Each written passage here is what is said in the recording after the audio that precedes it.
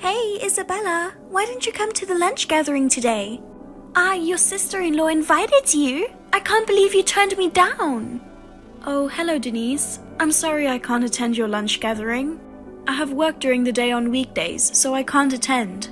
I told you this before many times. Well, I told you to take time off work and join us. I've been telling you for a long time too, haven't I?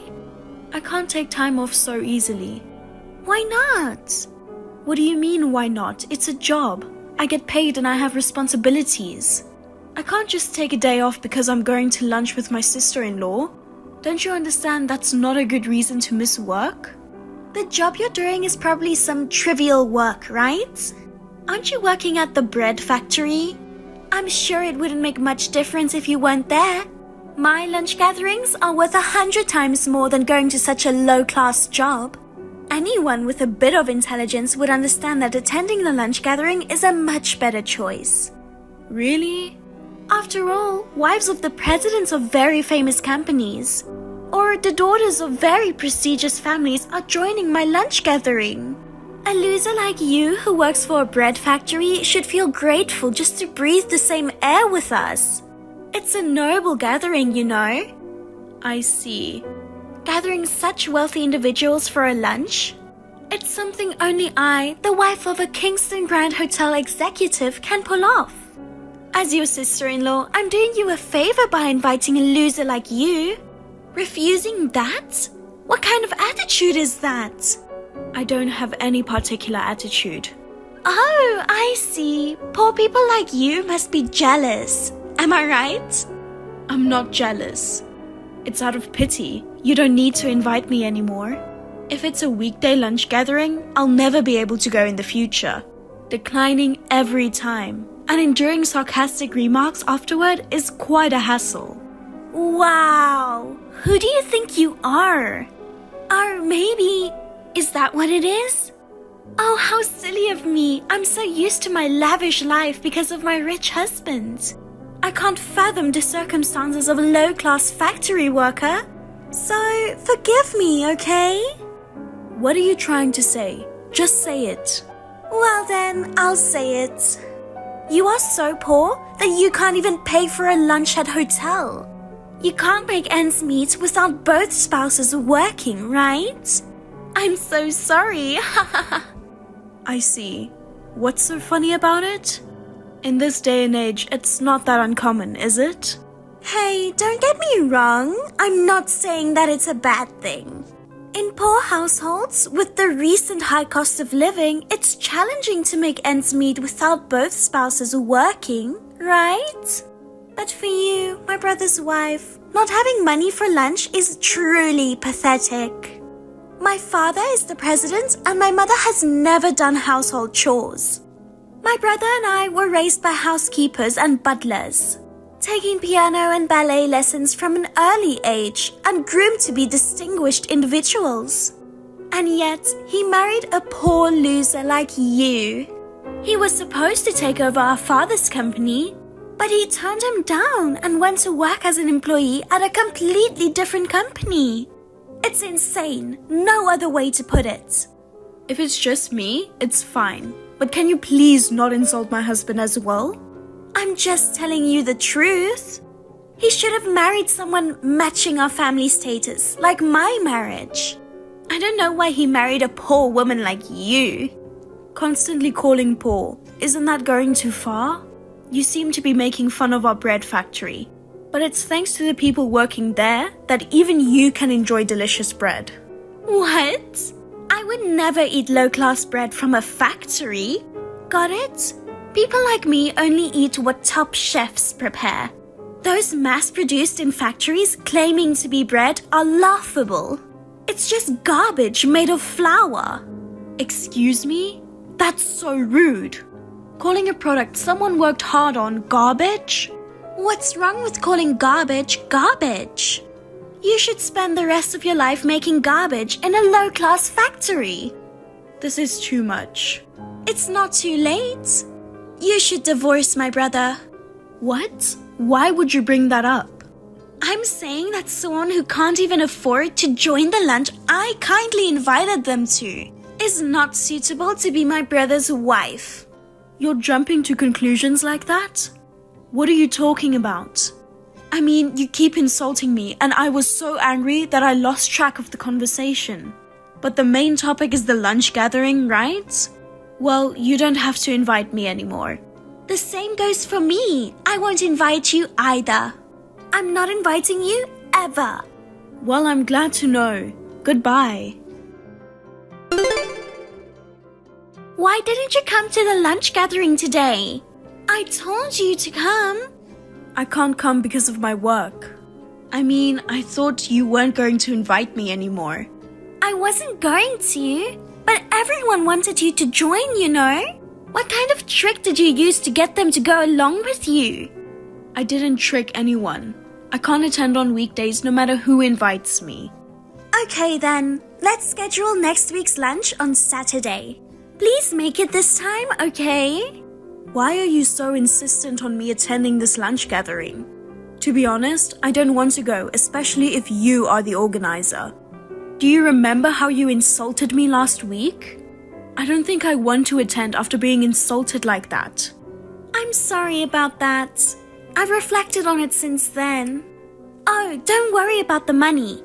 As an apology, I'll cover the expenses this time. Everyone's looking forward to having you, Isabella. I hope I can introduce my wonderful sister-in-law who's doing great work. Fine, I'll join this time. Wonderful, thank you. Okay, so we'll meet at the lobby of the Kingston Grand Hotel at noon on Saturday, okay? Sure, I might be a bit late because of work in the morning, but I'll be there. I'm looking forward to it. Isabella, you're the best. Your face was priceless. It was such a masterpiece that I wanted to frame it and hang it up. Denise, what were you thinking? You suddenly poured hot coffee on me. I couldn't help but pour coffee on your head because I didn't like the way you were looking at me. I didn't expect it to be so hot. I'm sorry. Forgive me, okay? Thanks to that, half of my face got burned. Luckily, the hospital was close by. They said it would take about 2 weeks for it to heal. Is it going to heal? That's too bad. But your face was a real sight to see that time. Half of your face was red and swollen, and your face was ugly as an ogre. If my brother sees that ugly face, he might consider divorcing you, don't you think? That won't happen. My husband was rushed to the hospital. He's very worried about me. He'll charge you for the medical expenses and the cleaning cost of my suit. Oh, speaking of which, you are wearing an expensive-looking suit despite being poor.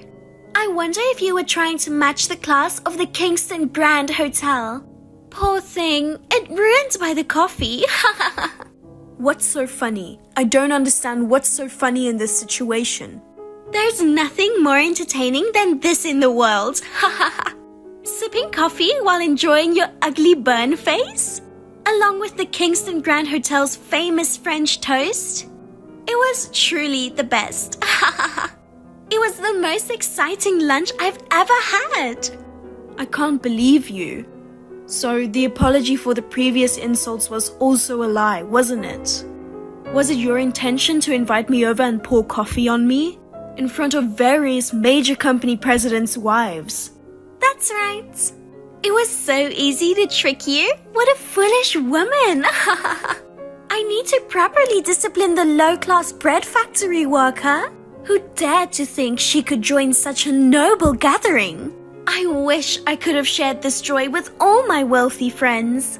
But everyone suddenly left, saying they had something to do. That's my only regret. Something to do?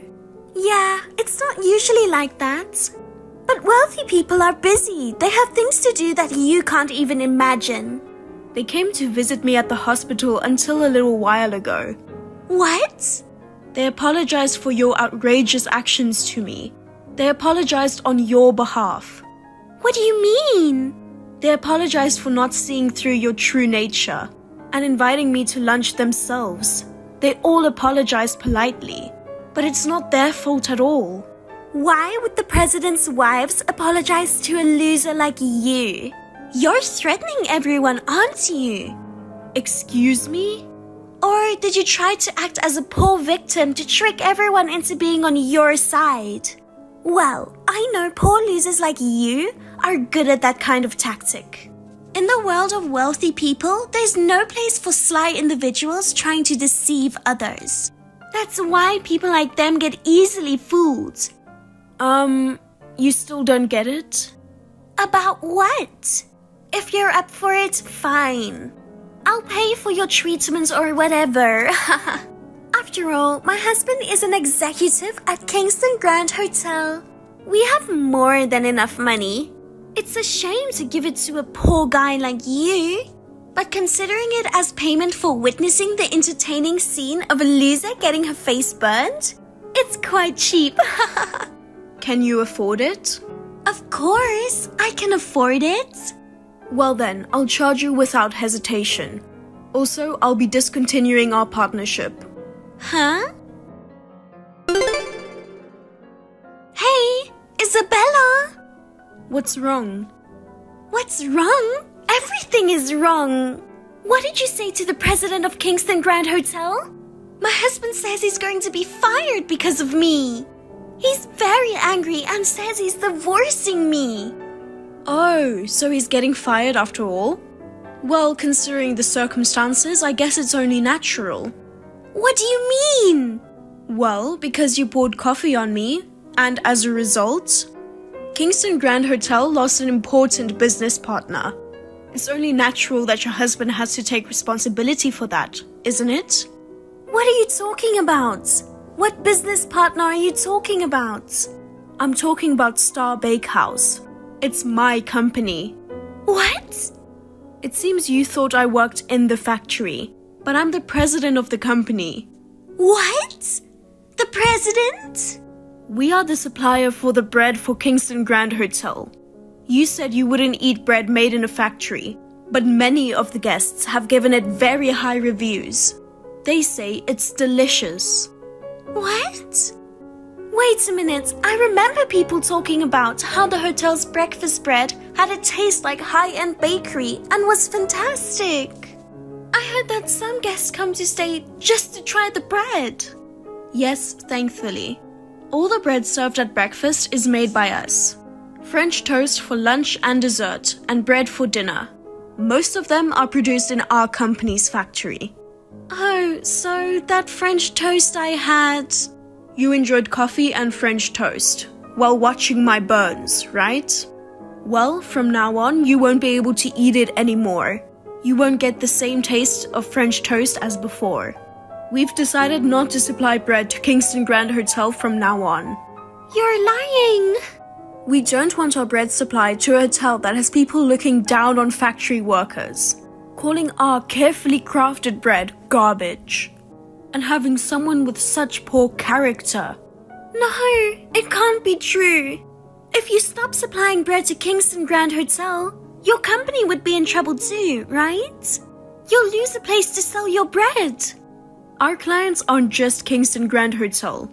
Even if we lose one, there are many others interested in working with us. In fact, excluding a hotel that looks down on factory workers, it will be able to maintain our brand. Oh no, but it doesn't make sense.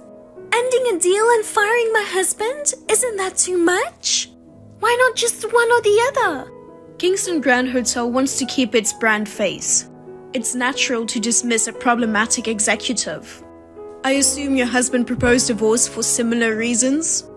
Being married to a woman of low status damages his social standing, so he wants a divorce, right? Oh no, is it really my fault? It's too late to regret it. How was I supposed to know you were the president? If I had known, I wouldn't have poured coffee on you.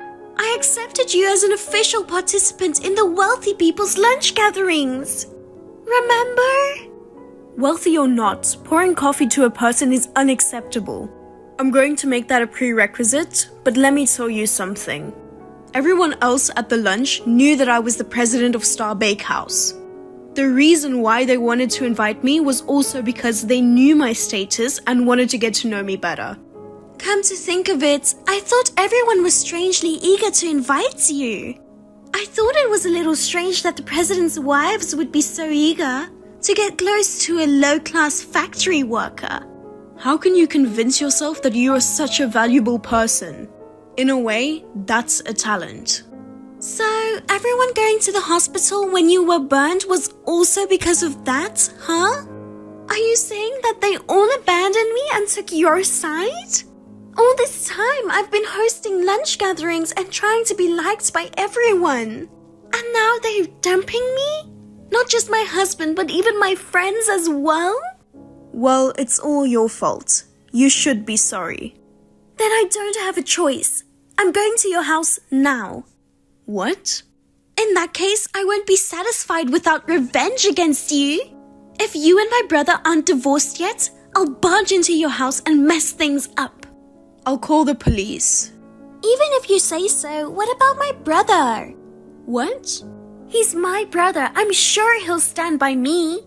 He's probably under a lot of stress because of you who made his marriage difficult. If I went to your house and explained to him, he would divorce you and go back to our parents' house with me and live a splendid life that matches his family's status. Are you an idiot? What? Do you know why my husband didn't inherit your father's company? Because of the high-status family, the dignity and manners. From a young age, he was forced into a constrained life by his parents and sister. He felt suppressed, experiencing significant stress. What? After getting married and starting a family, he finally became free. I don't think he'd easily give up on his current life. My husband and I are both working hard at the jobs we want to do. We are satisfied with our daily lives. We don't want that to be disrupted. If you barge into the house, we'll just kick you out.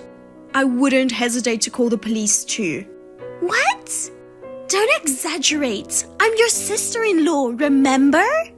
If you don't like it, don't come to my house. Oh, by the way, the medical expenses for the burn and the cleaning costs for the suit haven't been paid yet.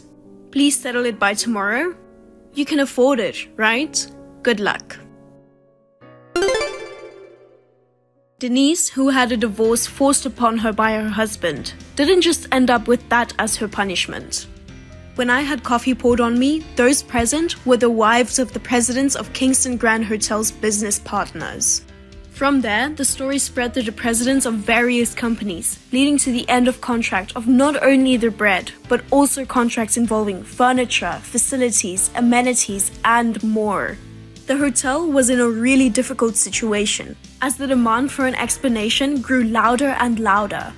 In the end, it seems that the hotel decided to claim damages from Denise. Unable to rely on her ex-husband or her brother, Denise ran back to her parents' house. She humbled herself before her father borrowed money and paid the compensation. Now, she is said to be working tirelessly day and night to repay the enormous debts.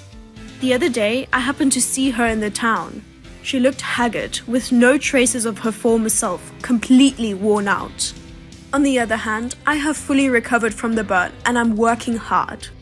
I am enjoying my life with my husband, and I have become friends with the wife of the president of the company who I met through the incident. And we have lunch gatherings from time to time. Thank you for watching. Please rate the video and subscribe to our channel. See you in the next video.